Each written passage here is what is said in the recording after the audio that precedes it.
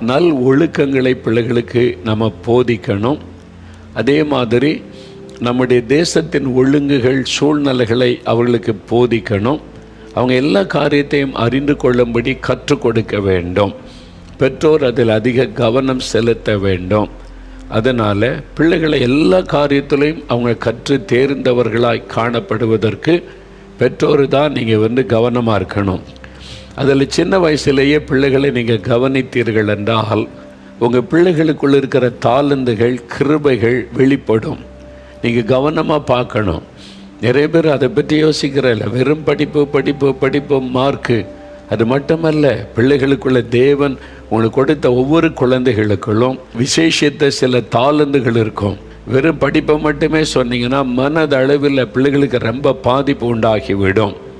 நிறைய பிள்ளைகள் பாதிக்கப்படுறாங்க. அதனால் அதுக்கு இடம் கொடுக்காதபடி